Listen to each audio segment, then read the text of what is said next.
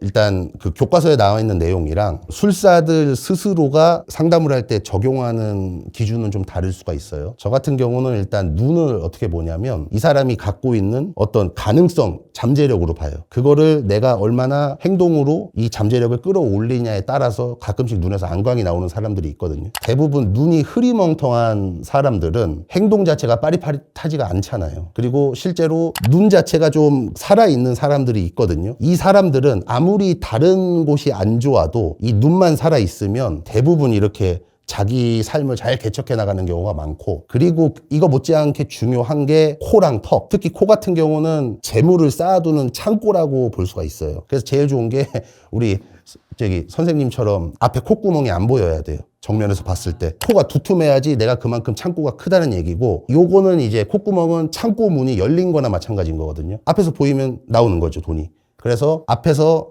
보이면 안 된다. 그래서 이제 왜 서양인들 보고 옛날 사람들이 코쟁이 그러잖아요. 돈복이 많은 코예요, 실제로 서양인 코가. 다른 사람들은 코를 제일 중요하게 보지만 저는 턱을 제일 중요하게 봐요.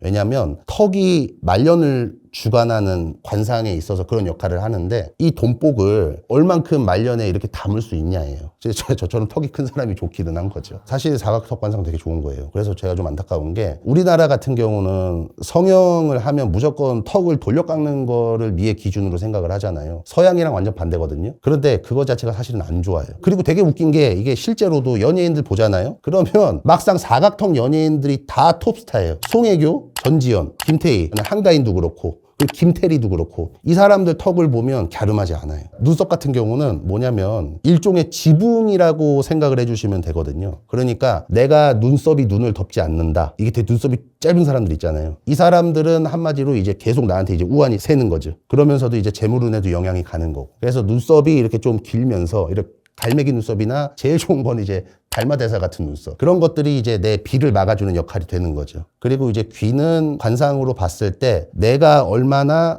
이 사람들의 말을 듣고 이거를 얼마나 나한테 좋은 의미로 필터링을 할 수 있느냐거든요. 그래서 귀는 웬만하면 큰 게 좋고, 그리고 이렇게 쪽박귀 있잖아요. 이게 제일 좋아요. 뭔가 이렇게 담을 수 있기 때문에. 그래서 귀가 작고 이러면은 좀 관상적으로는 불리하죠. 귀가 작다는 거는 내가 남의 사람 말에 있어서 어떤 장점을 잘 흡수하지 못하고 말을 잘 안 듣는다고 해석을 하는 사람들도 있기는 하거든요. 저도 이 의견에 좀 동의를 하는 바이고. 입은 큰 게 좋아요. 그러니까 입이 작으면 결국에는 내가 주워 담을 수 있는 복도 되게 한정적이라는 얘기거든요. 그리고 입이라는 건 옛날부터 사람을 살릴 수도 있고 죽일 수도 있는 일종의 무기잖아요. 그렇기 때문에 입이 최대한 이쁜 게 좋고, 사실은 주걱턱 관상을 되게 안 좋게 보잖아요, 사람들이. 근데 사실은 주걱턱 관상을 옛날에는 제일 좋게 쳐줬어요. 왜냐면 아래가 무겁다는 거는 내가 그만큼 이게 신뢰가 있고 신용이 있고, 이 턱이 크다는 거는 내가 뚝심이 있고, 뭐 이런 의미이기 때문에 이제 그런 사람들이 어떻게 보면 좀 리더의 관상에 가까웠었죠, 옛날에는. 그리고 또 이게 치아가 이렇게 뻗친 치아들, 뻐드렁니들, 이런 분들은 이제 대표적으로 유재석 님이 계신데, 그런 분들은 이제 좀 달변가들이 많죠. 그 대신 이제 말로 사고를 일으키는 경우도 많아요. 그런 사람들은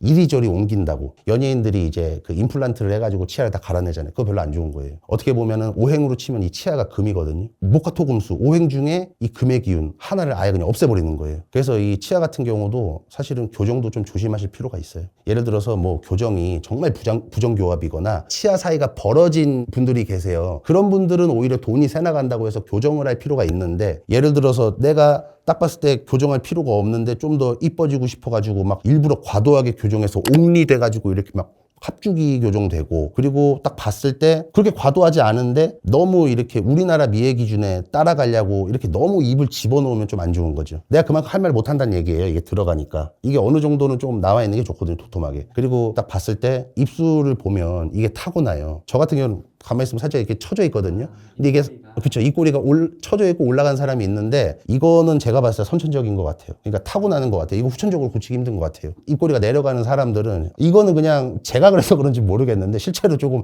우환이 따라다니는 경우가 좀 있더라고요. 그리고 뭔가를 대할 때 그냥 힘든 거에 적응을 하면서 살아가는 거. 그리고 약간 입꼬리가 올라간 사람들은 시련이 와도 그래 긍정적으로 마음 먹자 하고 살아가는 거. 약간 요 차이는 있는 것 같아요. 요것도 이제 법령이라고 하는데 이 팔자주름이 짙으면 짙을수록 내가 사업할 때 인재들이 나를 많이 따를 수 있다. 내가 인재를 등용하는 데 있어 필수의 관상이 팔자주름이라고 하는데 뭐 이거는 근데 요새도 또 이게 없애는 추세잖아요. 제일 중요한 거는 사실은 제가 방금 말씀드린 관상 자체가 다 별로라도 이 사람에게서 풍기는 그 이 눈은 중요하고 눈과 어떤 분위기가 있거든요. 이게 사실은 1순위예요. 예, 그래서 이거는 사실 관상으로 설명드리기가 불가능에 가깝고 약간 이 볼 수 있는 촉이 타고난 사람들이 있는 것 같아요. 그거는 사실은 힘들죠. 왜냐면 예를 들어서 저는 좀 느낌으로는 알 수 있다고 쳐도 일반 분들은 그걸 구분을 못 하는데 대신 이제 안 좋은 관상은 있어요. 이 정말 좀 인간적으로 피해야 될 관상이 있는데 눈이 이렇게 장승같이 이렇게 올라간 분들 있죠. 그러니까 이분들은 사람마다 다르긴 할 거예요. 착하고 나쁜 거는. 근데 성격이 일단 보통이 아닌 분들이 굉장히 많아요. 눈꼬리가 이렇게 많이 올라가가지고 무서운 분들. 근데 이게 불같이 화를 내는 경우도 있지만 보통 그냥 약간 조금 냉철하게 갑자기 확 이렇게 뭔가 일을 저지를 수가 있는 거죠.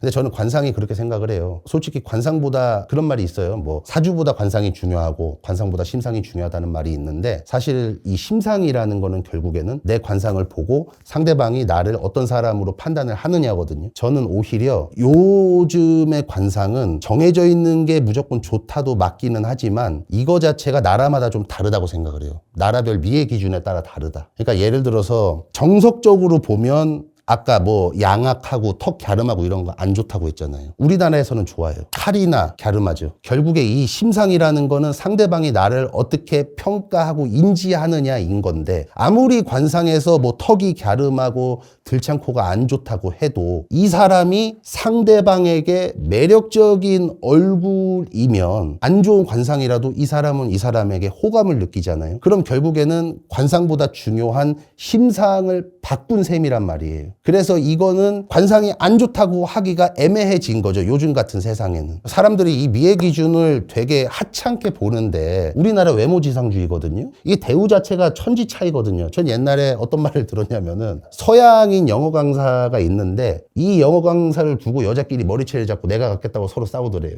그 정도로 이 어떤 미적인 거는 정말 좀 절대적이다. 그렇기 때문에 저는 여성분들한테 말씀드리고 싶은 게 만약에 이제 유학을 준비하시는 분들 있잖아요. 저는 무조건 성형하지 말라고 말씀드리고 싶어요. 우리나라 잘못된 게 뭐냐면 이런 말 하거든요. 우리나라에서 잘생기면 서양에서도 잘생긴다? 이거 전혀 말도 안 되는 얘기예요. 왜냐면 다니엘 애니 줄리엔 강 결혼을 했잖아요. 물론 결혼한 분들이 다 아름다운 분들이신 거는 맞거든요. 그런데 우리가 생각하는 우리나라 기준에서 전형적인 카리나형 미인이랑은 완전히 거리가 멀어요. 예를 들어서 줄리엔 강 결혼 전에는 막 화사 같은 여자 좋아한다고 그랬거든요. 그러니까 줄리엔 강이랑 결혼한 분이 그 JJ 분 그분도 보면 딱 봤을 때 건강미가 있게 섹시해서 예쁜 거지 전형적으로 카리나 같이 이쁜 얼굴은 아니에요. 솔직한 말씀이지만 이 우리나라에서 예쁘게 태어났으면 우리나라가 제일 좋아요. 아니면은 그냥 뭐 동남아나 한중일 이쪽이 제일 좋은 거고 이런 분들은 서양 갈 생각 안 하시는 게 좋아요. 왜냐면 이 미의 기준이 거기서도 중요하거든요. 근데 이 사람들이 가봤자 이 사람들 입장에서는 이 여자를 봤을 때 되게 매력 있는 여자를 못 느껴요. 그러니까 결혼할 생각은 오히려 더 떨어지는 거죠. 근데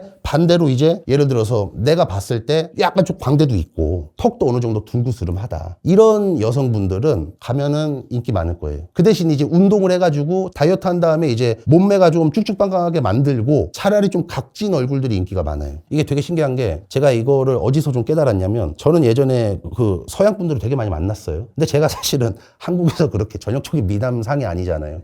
근데 서양 분들은 약간 운동을 해서 저처럼 약간 좀 이렇게 무섭게 생기고 등치도 있고 이런 분들을 좋아하는 부류가 좀 많더라고요. 그래서 완전히 이렇게 서구권은 그 마초적인 걸 선호하는 문화라서 요새야 이제 BTS라든지 뭐 틱톡 이런 거의 발달로 요즘은 좀 받아들이고 있는 추세라고 하더라고요. 어떤 이런 아시아에 있는 문화권을. 그래서 어린 애들은 요런 약간 에이시안 보이들을 좋아하기는 하는데 아무래도 현재 20, 30대는 아직까지는 이렇게 좀 남자다운 상이 이렇게 미의 기준인 건데 그러니까 어쨌든 중요한 거는 저는 이제 역술인이다 보니까 그런 이제 서양 분들 만나면서 이런저런 얘기를 많이 해봤어요. 너네가 좋아하는 여자는 좀 어떤 상이냐. 제가 그래서 결론을 내린 게 그 약간 각진 상이다. 그래서 어쨌든 미의 기준이 달라요. 근데 우리나라는 무조건 우리나라에서 예쁘고 잘생기면은 서양에서도 예쁘고 잘생길 거라는 인식이 있는데 그게 전혀 아니라는 거죠.